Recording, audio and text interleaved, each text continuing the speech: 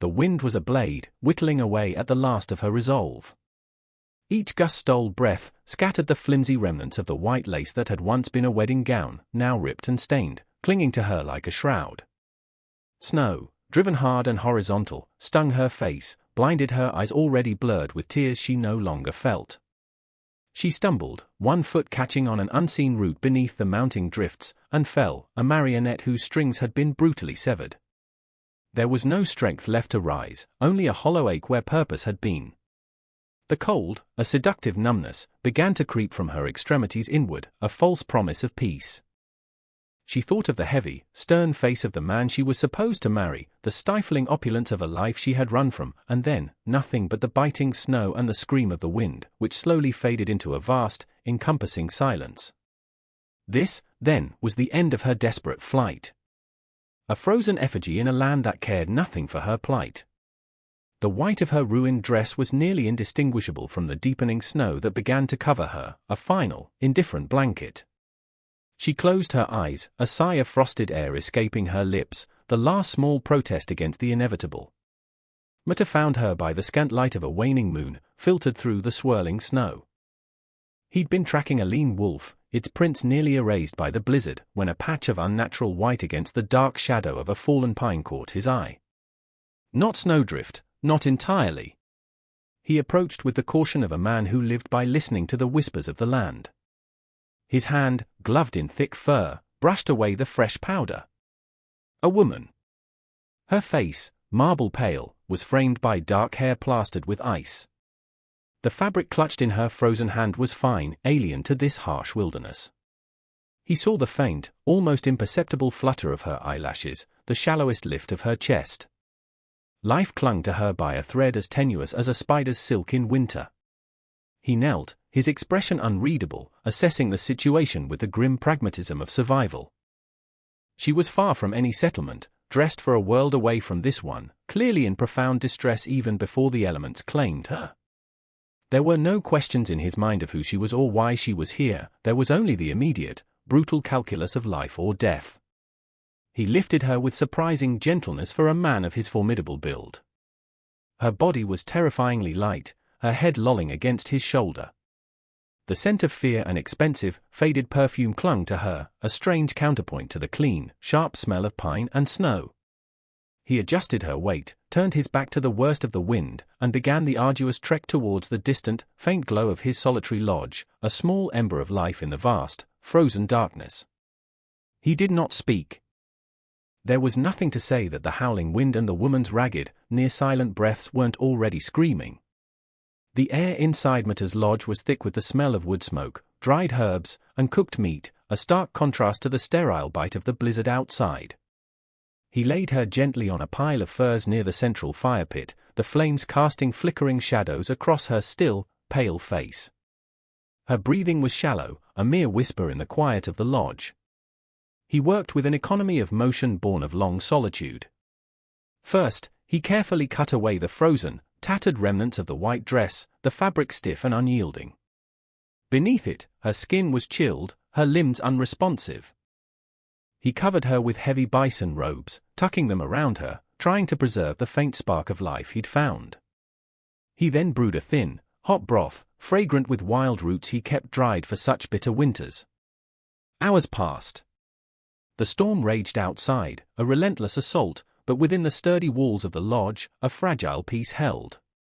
Mata sat, watching her, his dark eyes missing nothing, the occasional tremor that ran through her body, the way her eyelids fluttered without opening.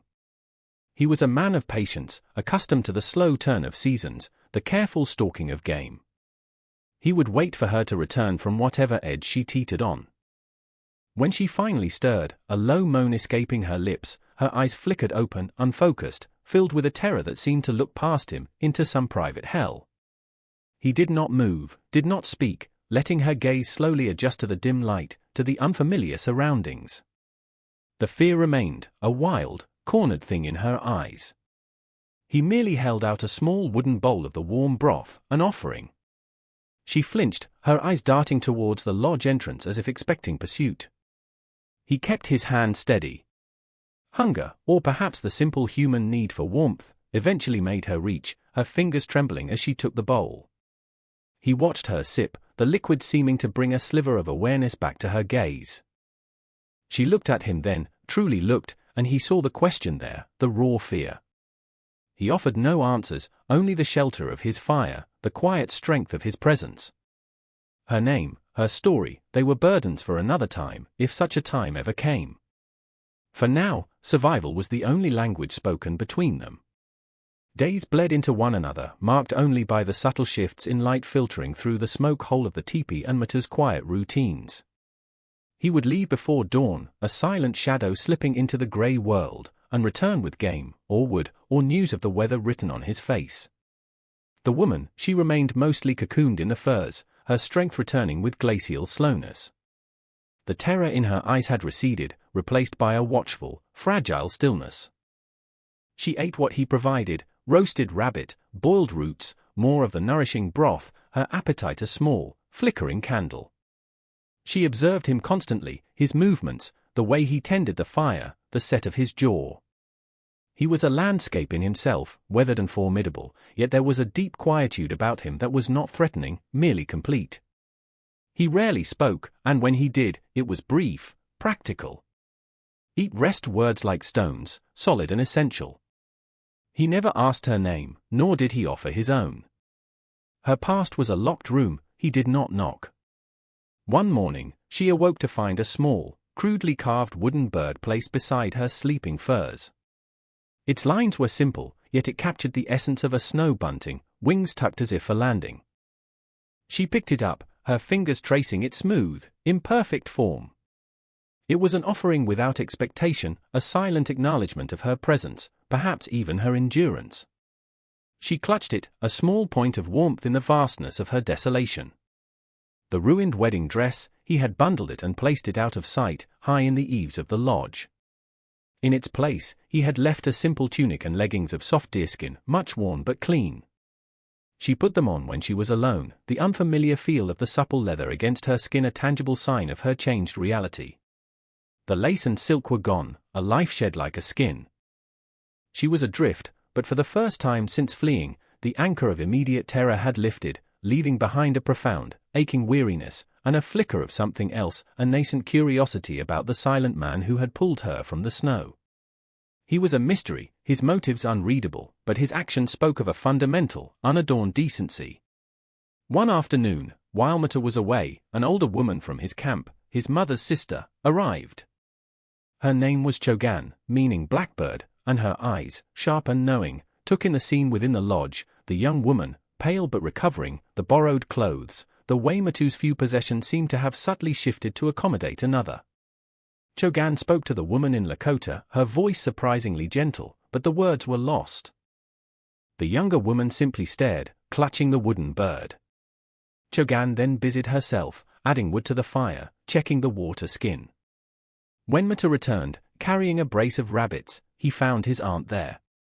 They spoke in low tones, their voices a murmur against the ever-present wind. The woman could not understand their words, but she felt the weight of their conversation, the assessing gaze of the older woman now and then turning to her. Later, after Chogan had left, taking with her a portion of the meat, Muta approached the woman. He held out a new pair of moccasins, finely stitched and beaded by his aunt. He placed them before her. Then, he took her hand, his touch surprisingly gentle for all its strength.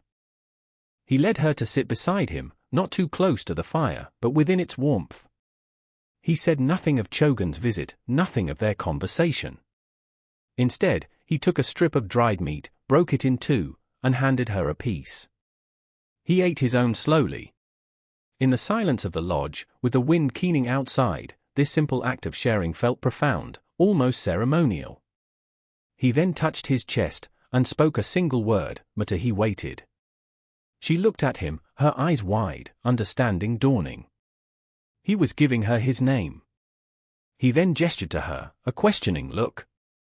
She hesitated, the name she had carried, the life attached to it, felt like a stone in her throat. She shook her head, a barely perceptible movement. She could not speak it. He nodded, his gaze unwavering, accepting her silence as he accepted the storm. He rose and went about his evening tasks. But something had shifted. By the customs of his people, in bringing her to his lodge, in providing for her, in her staying, she was now under his protection, part of his household. Chogun's visit, her acceptance, the gift of the moccasins, had solidified it.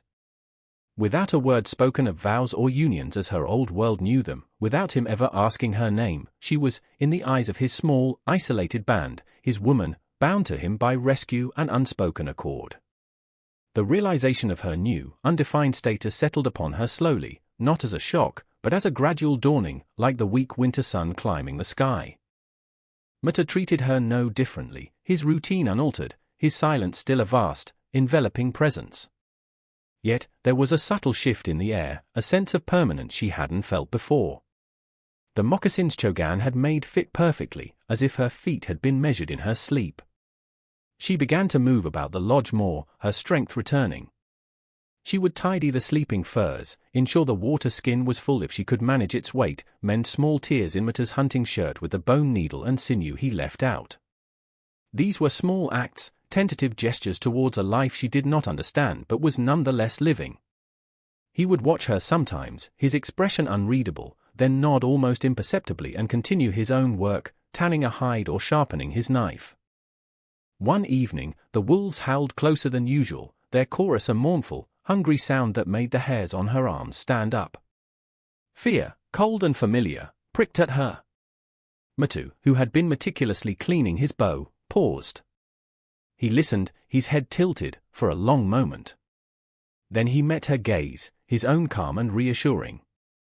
He simply rose, checked the heavy hide flap that covered the entrance, adding an extra bar of wood, and returned to his task. His lack of alarm was more comforting than any words could have been.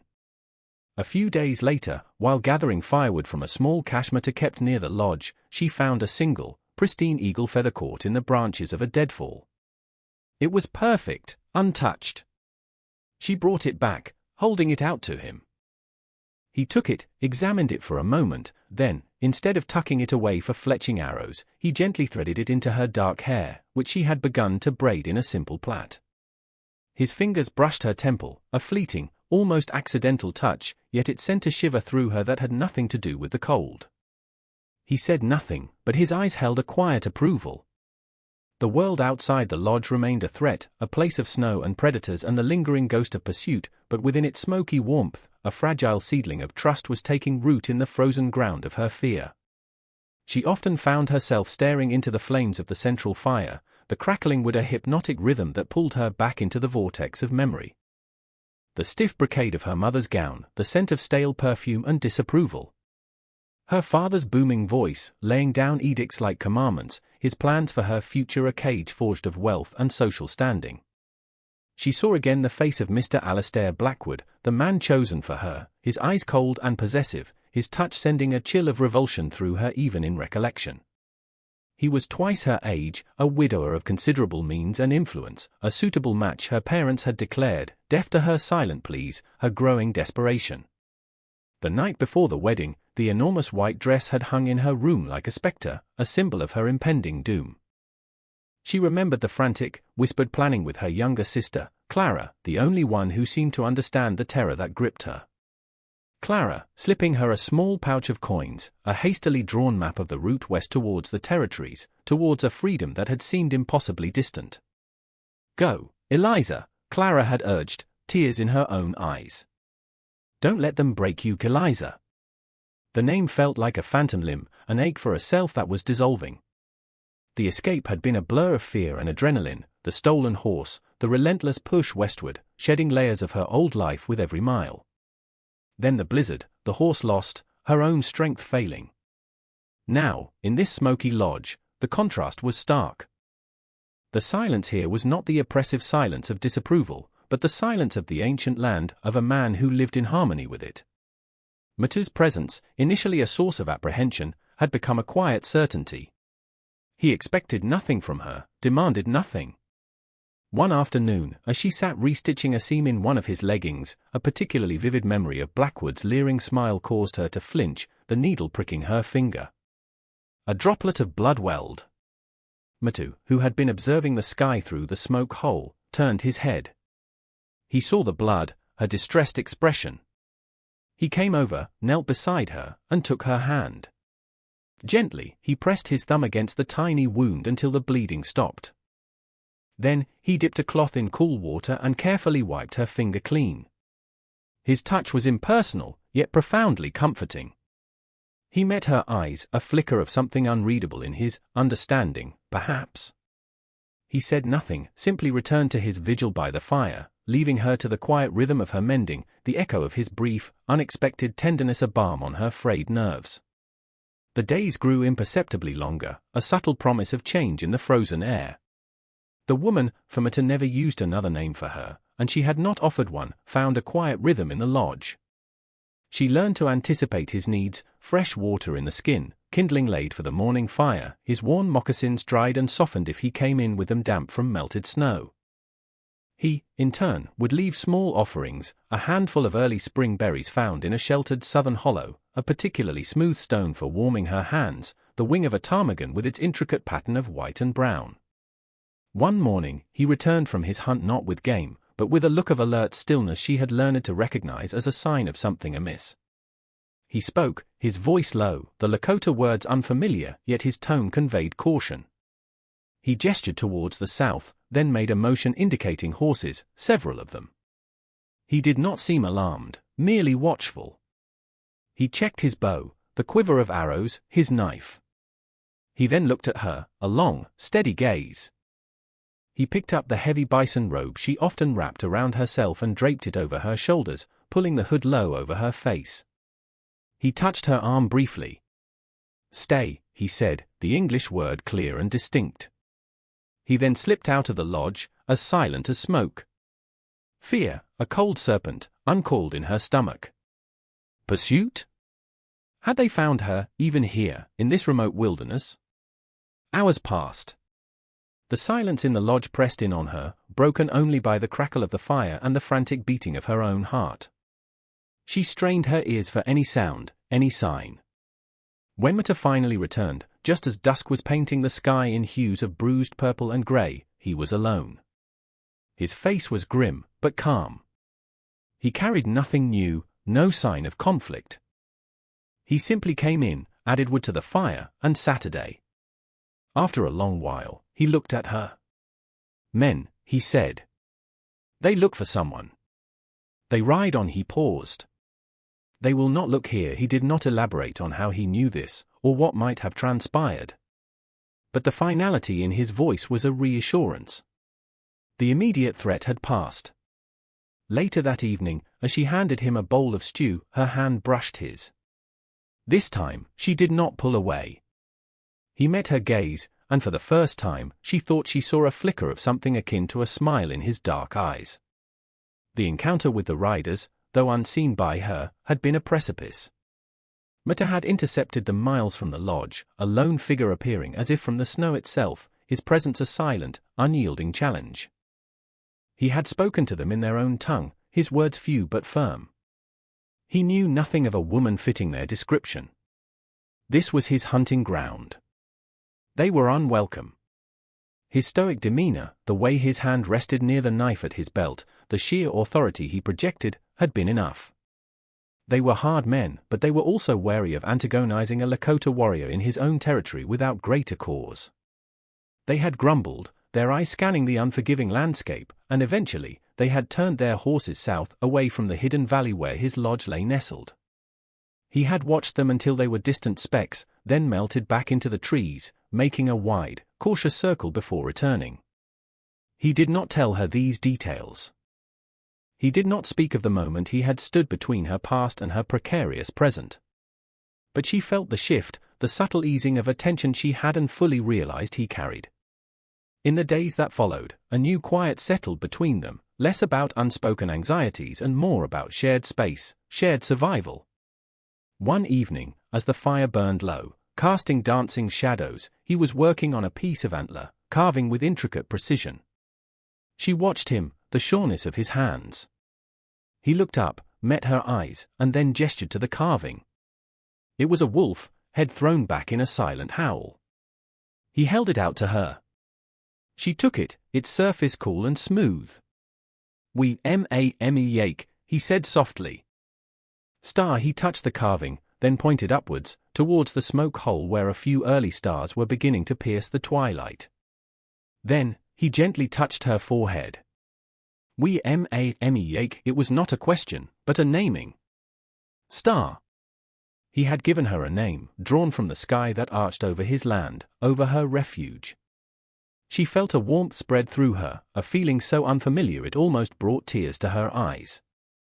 She couldn't speak her old name, it belonged to a ghost.